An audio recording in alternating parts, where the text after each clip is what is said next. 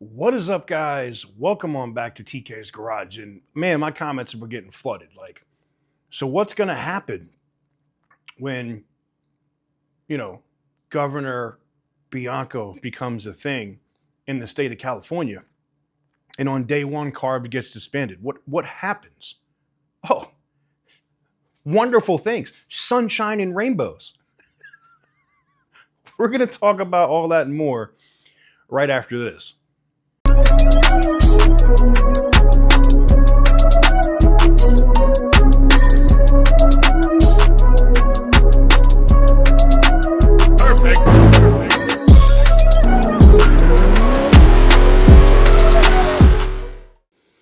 What's up, guys? Got to take a quick break here to talk about one of our great sponsors. So I got to ask, quick question. Do you know every single website that has your personal information on it? I didn't either. Turns out there are entire companies called data brokers whose whole job is collecting and selling details about you. Your name, your phone number, old addresses, even family connections. They pull all this stuff from public records, social media, and all sorts of random websites to build detailed profiles on people. I actually got tired of it. They can use it to, when they have your personal information, they can use it to actually open accounts and do all kinds of other stuff. So I tried Delete Me. Here's how they work. They go out and they find these sketchy broker sites where all your information is listed. Then they contact those sites to get your personal information removed. But it doesn't stop just there. New info can pop up all the time, so Delete Me keeps monitoring for you and keeps all of those listings off. It's like having a personal team fighting to keep your information private without you having to do all the legwork or contacting all of these websites yourself. You can literally watch the list of sites with my information and how it all shrank and was AKA deleted. Some of these sites I didn't even know existed. And full transparency, this video is actually sponsored by Delete Me. I use it myself and I'm sticking with it. It's made a real difference in how much of my personal info is floating around online.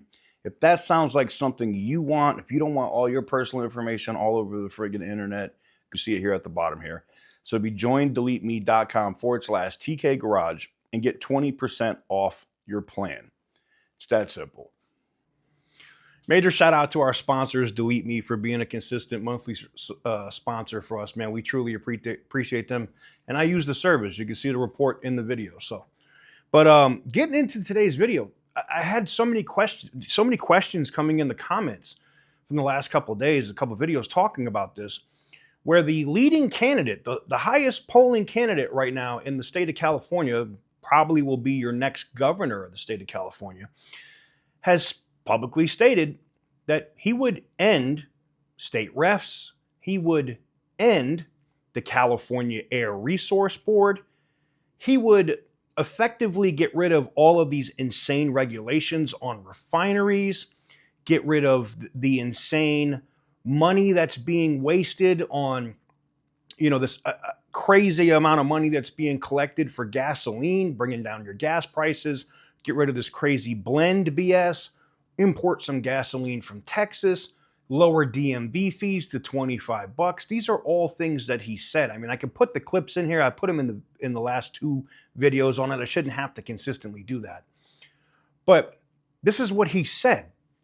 So what happens on day one when he comes in and he signs the executive order that CARB is no longer an agency? Well, the California Air Resource Board goes bye-bye. All of its regulations, cap and trade, all of that shit, all that carbon credits, all of that stuff, gone. And I had so many people in the comments saying, he can't do it. He doesn't have the authority. Yes, he does. 100% at the governor, he does. It's connected to that executive branch, to the governor's office. If the governor doesn't want that agency to be an agency anymore, bye. Executive order. You no longer exist. See ya. All the regulations tied to your agency, bye. See ya. Now, could the assembly try to vote and create another, create some other fill-in agency? Because I saw that comment too. Sure they could, and he'd just veto it. he could just veto it. So what I'm telling you, that this election for you guys in California is literally the most consequential election for your state in probably the history of cars in your state. It's that big. Like, the amount of money saved by every family in the state of California by not having to pay insane DMV fees, no smog checks, none of this madness, crazy bullshit,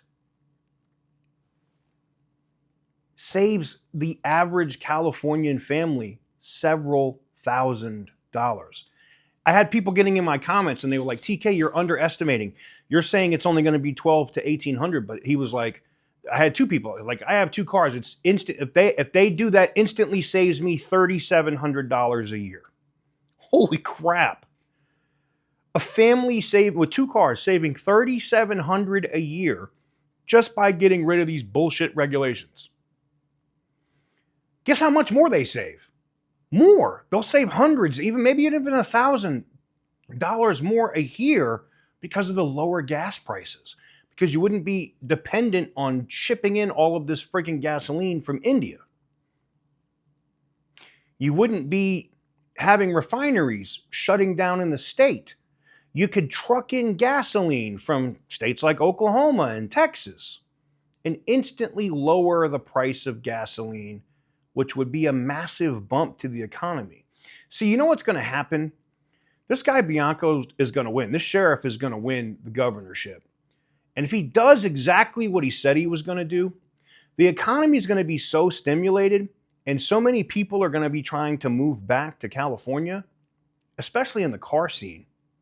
Because have you seen the weather there? That the economy is going to be so stimulated, he's going to get credit for turning the state around. It's going to be like what we saw after Biden left office and Trump came in. Whether you like either or, I don't care. I don't give a shit. I'm just talking about numbers. And we saw what the market did. We saw what inflation did. And we're seeing what the economy has done. Now, does it suck right now because we're in the conflict with Iran? Of course. Duh. But seeing California as, what do they say, the fifth largest economy in the world, or fourth largest economy, whatever it is, fourth or fifth, you supercharge that damn thing with this guy. And he cuts all this money, puts all this money back into Californians' pockets. Holy shit. You'll see that state come roaring back like Florida. And I don't know if you saw Florida. I mean, when DeSantis came in, from the time that he's come in as governor, that state has exploded. People have moved there from New York, California, Minnesota, Illinois, all moving down into Florida, getting that no income tax, all the rest of it. Now, is California going to do that? Probably not. Could they get rid of, homeowners having to pay tax every year on their property? Maybe he could get that done. That would be huge, right? But I think the biggest thing that instantly saves the average person, the middle class people, the class that the Democrats are supposed to be supporting, the poor people.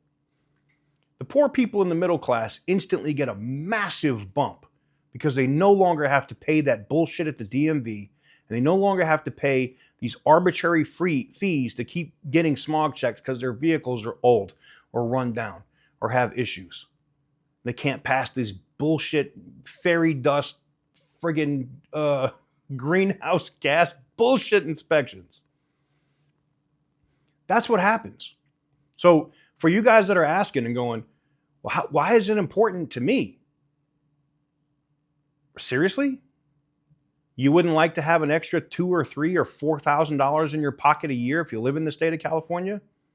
I haven't heard one person in the state of California on either side of the aisle say that they wouldn't like that. Let me know what you guys think in the comment section down below. Give the video a big thumbs up if you like what I do. Hit the subscribe button if you haven't already. And as always, Stay petty, my friends. For the longest time. Whoa. For the longest. Yo, Percocet, Miley Percocet, Percocet.